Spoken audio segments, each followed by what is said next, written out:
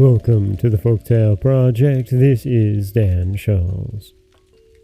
Today we have part 4 of The Wonderful Sheep, a story that will see a number of tales inside of, or the archetype of a number of tales that we know very well. And now we're off to, a little bit of Beauty and the Beast. The young Princess Miranda has been saved, in a way, by the King of the Sheep, who is now leading her off somewhere, and we'll find out where in part 4 of The Wonderful Sheep.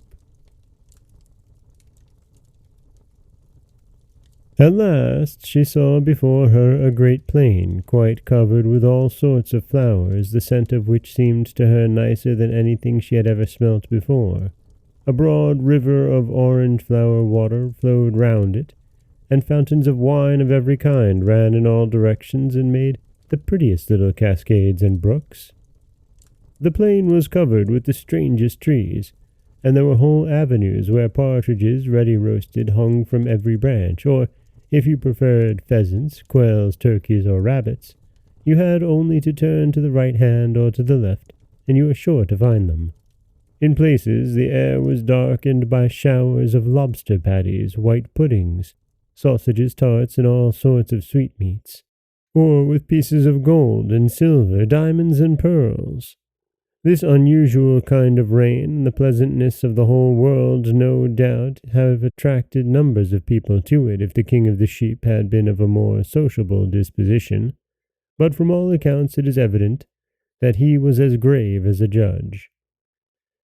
As it was quite the nicest time of the year when Miranda arrived in this delightful land, the only palace she saw was a long row of orange trees, jasmines, honeysuckles, and musk roses, and their interlacing branches made the prettiest rooms possible, which were hung with gold and silver gauze, and had great mirrors and candlesticks, and the most beautiful pictures. The wonderful sheep begged that the princess would consider herself queen over all that she saw, and assured her that, though for some years he had been very sad and in great trouble, she had it in her power to make him forget all his grief. "You are so kind and generous, noble sheep," said the princess, "that I cannot thank you enough, but I must confess that all I see here seems to me so extraordinary that I don't know what to think of it." As she spoke, a band of lovely fairies came up and offered her amber baskets full of fruit. But when she held out her hands to them, they glided away, and she could feel nothing when she tried to touch them. "Oh," she cried, "what can they be? Whom am I with?" And she began to cry. At this instant the King of the Sheep came back to her, and was so distracted to find her in tears that he could have torn his wool. "What is the matter, lovely princess?" he cried. "Has anyone failed to treat you with due respect?" "Oh, no," said Miranda, "only I am not used to living with sprites and with sheep that talk, and everything here frightens me. It was very kind of you to bring me to this place, but I shall be even more grateful to you if you'll take me up into the world again." "Do not be afraid," said the wonderful sheep. "I entreat you to have patience and listen to the story of my misfortunes. I was once a king, and my kingdom was the most splendid in the world. My subjects loved me, my neighbors envied and feared me. I was respected by everyone, and it was said that no king ever deserved it more. I was very fond of hunting, and one day, while chasing a stag, I left my attendants far behind. Suddenly I saw the animal leap into a pool of water, and I rashly urged my horse to follow it. But before we had gone many steps, I felt an extraordinary heat, instead of the coolness of the water. The pond dried up. A great gulf opened before me, out of which flames of fire shot up, and I fell helplessly to the bottom of a precipice. I gave myself up for lost, but presently a voice said, 'Ungrateful prince, even this fire is hardly enough to warm your cold heart.' 'Who complains of my coldness in this dismal place?' I cried. 'An unhappy being who loves you hopelessly,' replied the voice. And at the same moment the flames began to flicker and cease to burn, and I saw a fairy, whom I had known as long as I could remember, and whose ugliness had always horrified me. She was leaning upon the arm of a most beautiful young girl who wore chains of gold on her wrists and was evidently her slave.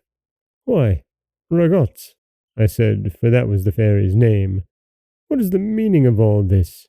Is it by your orders that I am here?" "And whose fault is it," she answered, "that you never understood me until now? Must a powerful fairy like myself condescend to explain her doings to you who are no better than an ant by comparison, though you could think yourself a great king?" "Call me what you like," I said impatiently. "But what is it that you want, my crown or my cities or my treasures?" "Treasures," said the fairy disdainfully. "If I chose, I could make any one of my scullions richer and more powerful than you. I do not want your treasures. But," she added softly, "if you will give me your heart, if you will marry me, I will add 20 kingdoms to the one you have already. You shall have 100 castles full of gold and 500 full of silver, and in short, anything you like to ask me for." And that is where we'll pause for now. Yes, it is in the middle of this speech and this confrontation between the king who will become the king of the sheep and Regot, the fairy that, well, loved him. This is Dan Scholz for the Folktale Project. Don't forget that you can subscribe to the podcast on Apple Podcasts, Stitcher, Google Play, Overcast, anywhere you like to get your podcasts. You can follow us on Threads and Instagram at Folktale Project, and you can find us wherever you like to listen to your podcasts. As always, thank you so much for listening.